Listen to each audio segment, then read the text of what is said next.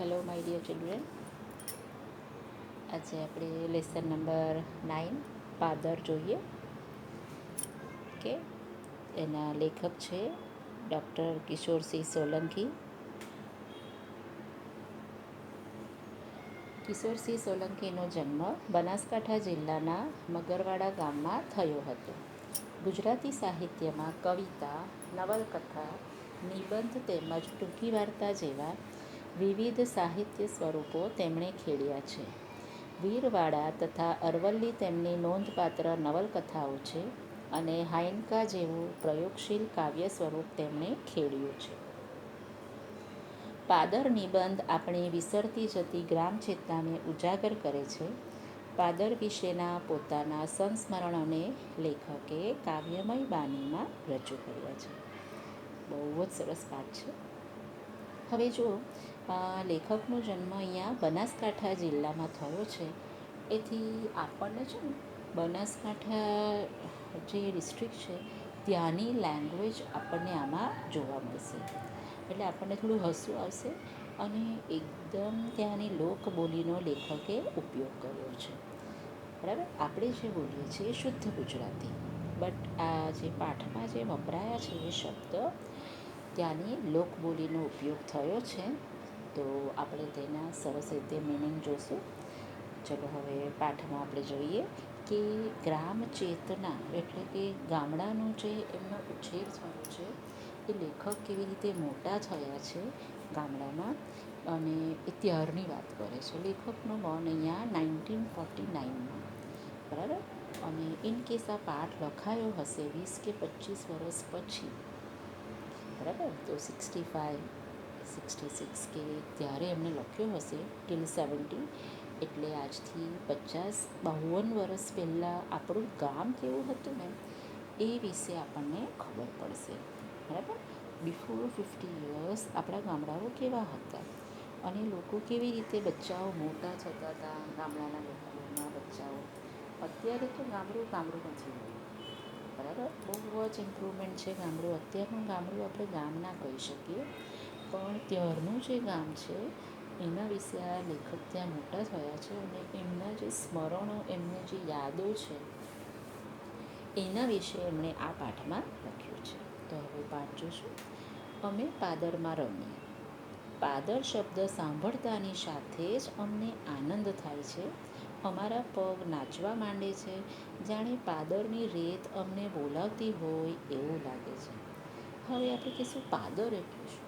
પાદર એટલે ગામનો સીમાડો, જ્યાં એક ગામ પૂરું થતું હોય અને ત્યાંથી બીજું ગામ શરૂઆત થાય, બરાબર. એટલે જે ગામનો છેલ્લો ભાગ હોય એ પાદર, અથવા તો બીજા ગામની શરૂઆત હોય ત્યાંથી. ઓકે. હવે પાદર શબ્દ સાંભળતાની સાથે જ અમને ખૂબ આનંદ થાય અને અમારા પગ નાચવા માંડે. હવે આ લેખક પોતે બાળક બની ગયા છે એ ટાઈમે, જાણે પાદરની રેત અમને બોલાવતી હોય. તમે જો એ બાજુના બનાસકાંઠા સાઈડની માટી જોશો ને, તો એ માટી એકદમ આપણા જેવી ચીકણી માટી નથી. ત્યાંની માટી જાણે રેતી ભળેલી હોય, કારણ કે બનાસકાંઠા પછી તમારા આગળ જશું એટલે આપણને રાજસ્થાન બોર્ડર આવશે. ઓકે, બનાસકાંઠા જિલ્લામાં જરાક આગળ જાય એટલે અંબાજી આવે, ને અંબાજી જાય એટલે રાજસ્થાનની બોર્ડર આવી જાય. ઓકે, તો ત્યાંથી બહુ નજીક હોય એટલે અંદર એમ લાગે કે ધૂળ છે જ નહીં, અંદર રેતી હોય ને એવી એકદમ સરસ ધૂળ છે ત્યાંની રેત. એટલે કે પાદરની જે માટી અમને બોલાવતી હોય એવું લાગે. અમે પાદરને ગોંદરું એવા નામે ઓળખીએ છીએ. હવે લેખક પાદરને શું કહે છે? ત્યાંના લોકો એને ગોંદરું. અમારા માટે ગોંદરું એ ચોકલેટ જેવું છે, એને મમડાવવાની મજા આવે છે. હવે તમે બચ્ચાઓ બધા ચોકલેટ ખાઓ છો, બરાબર, તો આપણે ચોકલેટ કટકટ કરીને ખાઈ જઈએ દાંતમાં? ના, આપણે ચોકલેટને લેફ્ટ સાઈડ જશે મોઢામાં, રાઈટ સાઈડ જશે જીભ પર મૂકશું, બરાબર, મસ્ત એનો આનંદ લઈને ખાઈએ. એને મમડાવવું કહેવાય. શું કહેવાય એને? મમડાવવું. તો લેખક કહે છે કે એમના મન ગોંદરું એ ચોકલેટ જેવું છે. મારા ગામના ગોંદરે 2 વિશાળ વડ, જે દર વર્ષે પોતાની વડવાઈઓ વધારતા જાય, બરાબર. એમના ગોંદરે 2 વિશાળ વડ. હવે બનિયાન ટ્રી આપણે લાસ્ટ યર પણ જોઈ ગયા છે નર્મદા મૈયા લેસનમાં. કબીર વડ ખૂબ મોટો છે. તો અહીંયા પણ 2 ખૂબ મોટા વિશાળ વડ છે, જે દર વર્ષે પોતાની વડવાઈઓ વધારતા જાય. આપણે વડ માટે મેં તમને ત્યારે પણ કીધેલું કે વડની વડવાઈઓ હોય કે એના લટકતા મૂળ હોય, એ જ્યારે જમીનને અડે પછી જમીનની અંદર એ જતા રહે અને એ પાછું ટ્રી ટ્રંક બની જાય. બરાબર. એ રીતે વડ પોતે વડવાઈઓ વધારીને પોતે મોટો વધારે બ્રોડ થતો જાય. એક વડમાંથી ઘણા બધા વડ બની જાય. ઓકે. સામેના ભાગે ઉભેલી પીપરો અને પીપળા. હવે પીપરના ઝાડ અલગ છે, પીપળાના ઝાડ અલગ છે, અને બીજી બાજુ લીમડા, બીજી સાઈડ લીમડાના ઝાડ છે. ગોંદરાની પાસે આવેલા કૂવામાંથી ગામ પાણી ભરે. હવે એ ગોંદરામાં એક કૂવો આવેલો છે ને આખું ગામ ત્યાંથી પાણી ભરતું હોય. અને મોટો હવાડો. હવે કૂવા પાસે મોટો હવાડો હોય. આ હવાડો કેમ રાખવામાં આવે? તો હવાડામાં થોડુંક પાણી કાઢશે અને ત્યાં જે ગામના ગાય હોય, ભેંસ હોય, એટલે પશુઓ હોય એ પાણી પી શકે એના માટે હવાડો રાખવામાં આવે. અહીંયા અમારા દક્ષિણ ગુજરાતમાં મોસ્ટલી બધાની વાડીઓ જેની હોય એ લોકો પણ હવાડો રાખે અને જે ખેતીને લગતું કામ હોય એ પછી એ લોકો હવાડામાંથી પાણી લઈને કરે. 2 બળદની જોડી કોસથી હવાડો ભરે. હવે આગળ ચિત્ર છે ત્યારે હું સમજાવીશ કે કોસ શું હોય. કોસ ઘણા પ્રકારના હોય. અહીંયા આ લેસનમાં તમને ચિત્રમાં છે આગળ કે કૂવાની આજુબાજુ ગોળ રાઉન્ડ ફરે છે અને ત્યાં મટકા લટકાડેલા છે અને ત્યાં 2 બળદની જોડી છે એ આગળ જાય એટલે કોસ આખો ગોળ ફરતો જાય અને પછી પાછળ આવે એટલે પાછો કોસ અંદર જશે અને પાણી ભરાતું જશે અને બધું હવાડામાં આવતું જશે. બરાબર.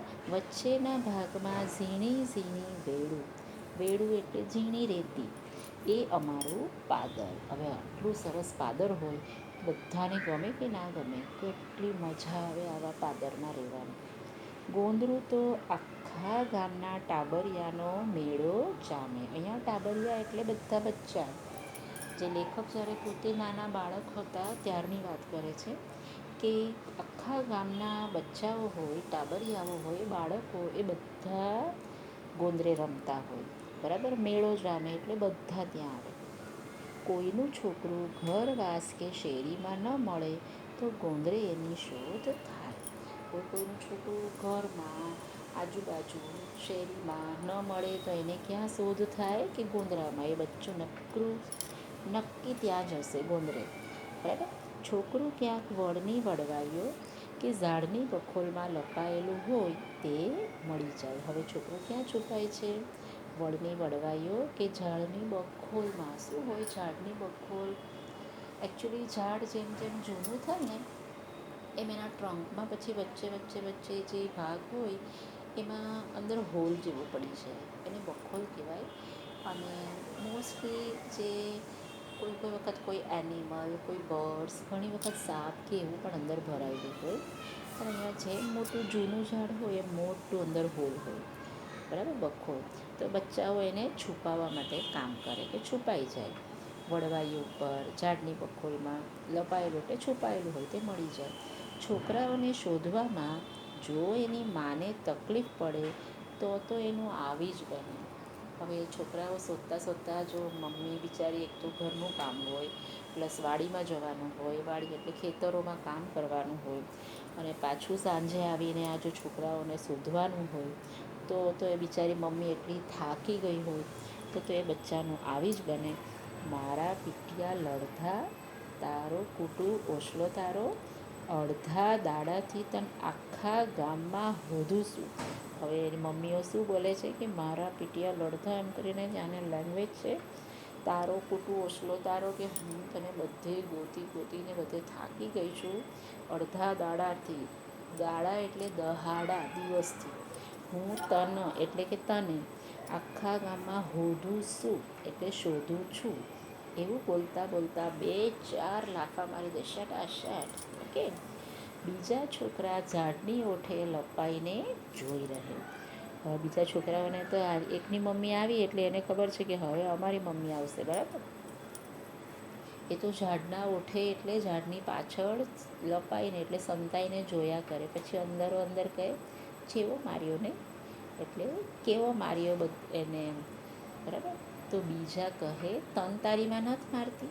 પૂછનાર ચૂપ થઈ જાય કે તને તારી મમ્મી તને પણ તારી મમ્મી મારે છે કે નહીં એમ. તો બિચારો પૂછવાવાળો ચૂપ થઈ જાય. અમારી પહેલી નિશાળ તે આ ગોંદરો. અમારી ફર્સ્ટ સ્કૂલ શું છે? ગોંદરો. નિશાળમાં તો 11 વાગ્યે જવાનું હોય. ગામડાના લોકો તો સવારે ઘરનું વાસીદું, પાણી અને રોટલા ટીપીને પરવારી બધા ખેતરે નીકળી જાય.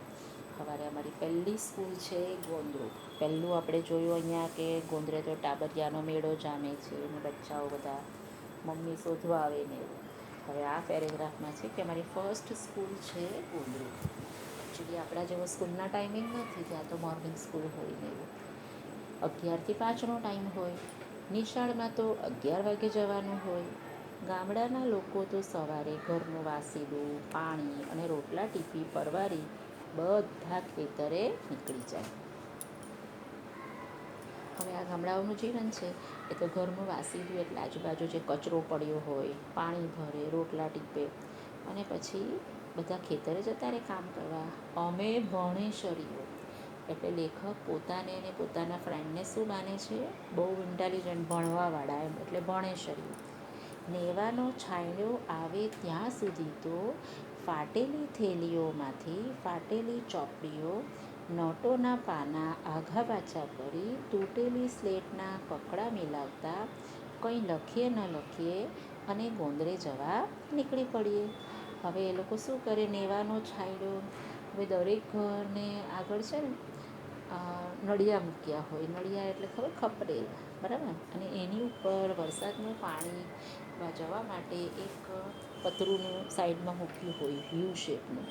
એટલે બધાને એ છાપરા પરનું જે પાણી હોય એ સીધું ક્યાં પડે? પતરામાં, અને પછી એક સાઈડ પડે. એને નેવા કહેવાય. તો એમ કે નેવા પર હજી તો વરસાદ તડકો આવી જાય અને ત્યાં સુધી તો અમે શું કરીએ? એટલે ઘડિયાળ નહીં, એટલે એ લોકોને ખબર પડે કે અહીંયા તડકો આવ્યો એટલે આટલા વાગ્યા હશે. એટલે ત્યાં સુધી તો એ લોકો ફાટેલી થેલીઓ, તમારે જેવી બેગ નથી બધા પાસે, શું છે બિચારા લોકો પાસે? થેલી છે. એ બી કપડાની થેલી, પ્લાસ્ટિક તો હતું જ નહીં ત્યારે. ફાટેલી થેલીઓમાં ફાટેલી ચોપડીઓ, આપણા જેવી સરસ મજાની બુક્સ પણ નથી. ફાટેલી ચોપડીઓ કાં તો મોટા ભાઈની હશે, મોટી બહેનની હશે. 5-6 ભાઈ બહેન હોય તો મોટા મોટા જે ભણતા આવ્યા, દર વર્ષે કોઈ પેરેન્ટ્સ બુક થોડી લઈ આપે, બરાબર. એના ચોપડીઓના નોટોના પાના આઘા પાછા કરે, આગળ પાછળ. તૂટેલી સ્લેટના કકડા મિલાવતા. તમે તો મને લાગે સ્લેટ પર લખ્યું પણ નહીં હોય, તમને ખબર પણ નહીં હોય સ્લેટ શું હોય. બ્લેક કલરનું યસ લખ્યું હોય તો એની પર તમારા તમે જો એ સ્લેટ પર લખ્યું હશે તો એને લખવા માટે એક ચોક જેવું આવે, પાટીમાં લખવા માટે પેન આવે, બરાબર. અને એ એટલી મસ્ત લખે, પછી આપણે એને પાણી પોતાથી ભૂંસી નાખવાનું, બરાબર. તો અહીંયા આગળ એ બિચારા બચ્ચાઓ પાસે સ્લેટના કકડા હતા. આખી સ્લેટ પણ નહોતી ફૂલ. એમાં કંઈ લખે ન લખે અને ગોંદરે જવા નીકળી પડીએ સવારની પોરમાં જ. સવારે 9 વાગ્યાથી અમારી નિશાળ શરૂ થાય. એકચ્યુઅલી કેટલા વાગે છે? 11 વાગે. પણ 9 વાગે આ બચ્ચાઓ ક્યાં હોય? બધા ગોંદરામાં. એમાંય કોઈ સાહેબને જતા આવતા જોઈએ ત્યારે યુદ્ધભૂમિના સૈનિકોની જેમ વળની વળવાઈઓ કે ખોદેલા ખાડાઓમાં લપાઈ જઈએ. એમાં હવે સ્કૂલ તો 11 વાગે છે પણ એ લોકો 9 વાગ્યાના ગોંદરે રમતા હોય. એમાં બી કોઈ સાહેબ એટલે ટીચર, તે ટાઈમે સર હતા, સાહેબ કહેતા એ લોકો, કે એને જો જતા આવતા જોઈએ ત્યારે યુદ્ધભૂમિના સૈનિકોની જેમ સોલ્જર્સ હોય, કૂદીને બધા જતા રહે, ફાસ્ટ દોડીને આવે.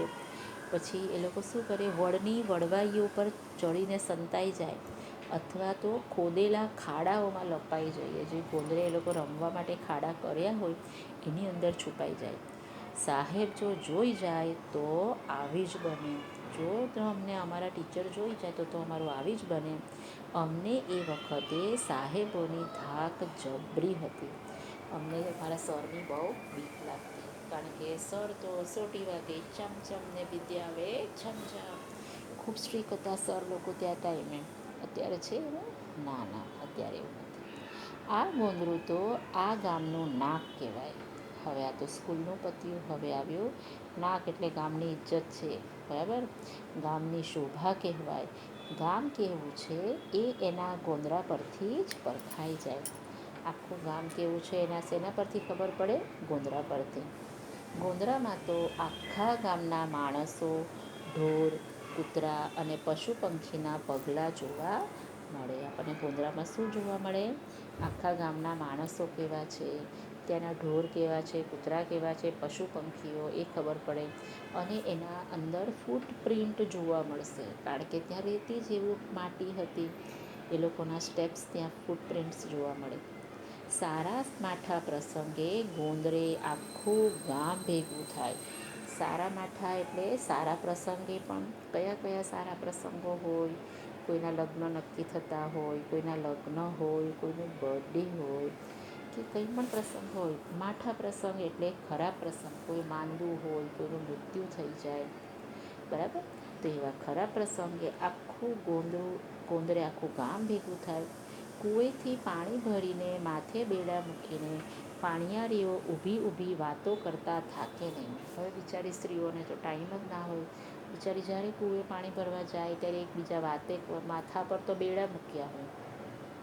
પાણિયારી એટલે માથા પર પાણી ભરીને જતી સ્ત્રી, એને પાણિયારી કહેવાય. તો એટલી ઊભીને વાતો કરશે. યુવાનો જતા આવતા મૂછો મરડતા જાય. એને જોઈને જે યંગ બધું જનરેશન છે, જે યંગ બોયઝ બધા, એ મૂછો મરડશે કે હા, મારા જેવું કોઈ નથી, બરાબર. પ્રાઉડ ફીલ કરે. ગામનો મેળો પણ ગોંદરે જ ભરાય. જ્યારે મેળો ભરાવાનો હોય એ પણ ગોંદરે ભરાય. બહાર ગામ કે ક્યાંય પણ જવાનું હોય તો વાયા ગોંદરેથી. કોઈ પણ જગ્યાએ જવું હોય વાયા ગોંદરેથી, એટલે ગોંદરો જ રસ્તો છે. ગોંદરાથી જ પછી જવાય આગળ. ગોંદરો તો ગામનો જીવતો જાગતો ચોપડો, એક લાઈવ બુક છે ગોંદરું અમારું, બરાબર. એમાં નામ લખાવ્યા વિના કોઈ આવી કે જઈ ન શકે. એમાં એન્ટ્રી કરાવવાની એવું નથી હોતું, બટ કશે બી જવું હોય કે ક્યાંકથી આવવું હોય તો વચ્ચે શું આવે? વચ્ચે ગોંદરું તો આવે જ. કોઈનું મરણ થયું હોય તો મરનારનો ત્રીજો વિસામો ગોંદરે જ થાય.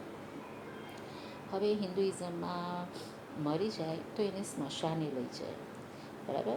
તો એને સ્મશાને લઈ જશે. પહેલાં ઘરમાં રાખે, પછી બહાર લાવે, ત્યાં કંઈ વિધિ કરે, પછી ત્રીજો વિસામો અહીંયા ગોંદરે. પછી એના પછી એને સ્મશાનમાં લઈ જવાય. ત્યાં પછી સ્ત્રીઓને એને એવું એલાઉડ નથી. એટલે અહીંયા ત્રીજો વિસામો એટલે ગોંદરે સુધી જ આવે. પછી અંદર આગળ કોઈ જઈ શકે નહીં. ત્યાં ખાલી જે ડાઘુઓ હોય એ જ જાય. ગોંદરે જ મળદાના પગના અંગૂઠાને આગ મુકાય. એના પગના અંગૂઠાને થોડો અગ્નિ લગાડે અને પછી છેલ્લે વિસામો સ્મશાન. પછી એને સ્મશાને લઈ જવામાં આવે. તો આજે આપણે આટલું જ કરીશું. હવે આપણે સેકન્ડ વિડીયોમાં પછી આપણે જોઈશું કે શું છે ગોંદરે. ખૂબ મજા આવવાની છે. Okay, bye, take care.